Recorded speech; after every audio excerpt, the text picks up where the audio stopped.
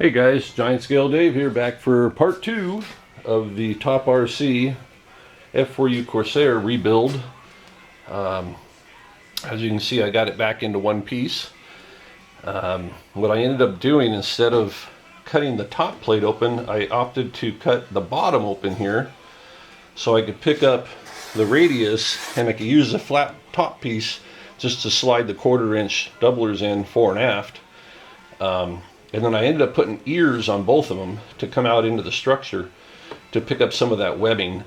I figured back here, probably most important, since it was broke right here, I didn't want the torsion to break free here, so I brought an ear all the way up about 2 inches, 3 inches into the aft webbing to tie all that together.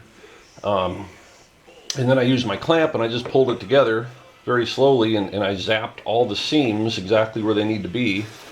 So next I'll come in and put some fiberglass on the inside of this part here. I can't get to this one, but this should be, with the spar in place, should be pretty sturdy and not twist or anything, get any torsion load on it at all. So I can pop this off,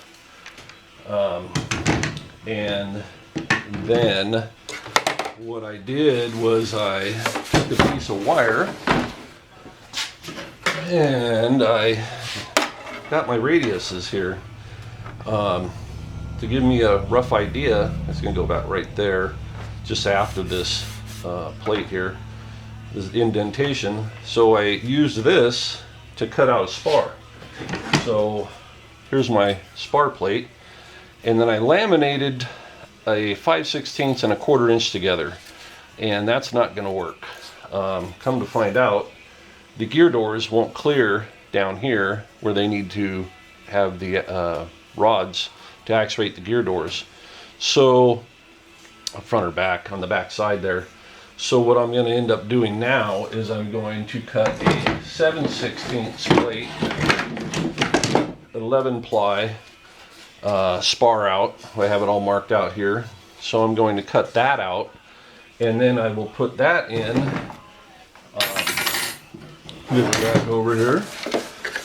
So once I get it cut, then I will put it in here, and I put some sheeting up in here to fill in the gaps where the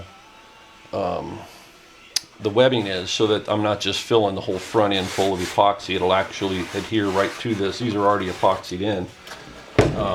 I use some scrap, and then once if I have any gaps or anything, I'll come in and fill all those with epoxy. But that'll give me room to get in here and put the webbing, the fore and aft, the ribbing. I'll be able to tie those into the back of that spar then too. So that should be plenty to hold this thing together, with the ears coming off into the bays, and all glued in and epoxied in and everything. So I'll get that going, and I'll be back with you. Alright, so I've got it all epoxied in. I used 30-minute epoxy on it, got the clamps on it.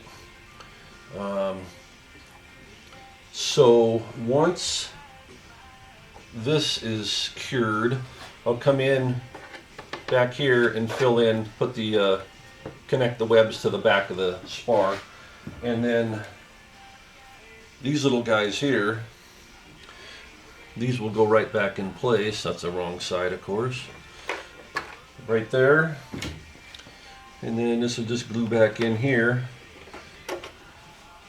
Same with the spar cap here, bam, right there, and then bam, right there. So once I get the interior, all the sparring gluing in and everything's done, I'm going to come in with some bolts, probably run a bolt or two on this side and one on the inboard, just to hold it together better. Then once all that's done, I just have to fill in this area that's missing the fiberglass sheeting, and then right here on the leading edge of where the gear, I don't know how that ripped out, but the gear plates are fine, but the front got ripped out a little there. So once all that's done, I'll get these out of the way before they set up, and then I can't get them off.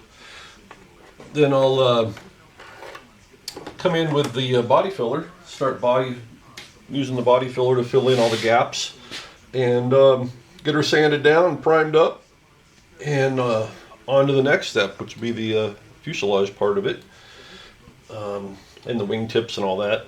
So that's where it stands right now, and we'll see you on the next one.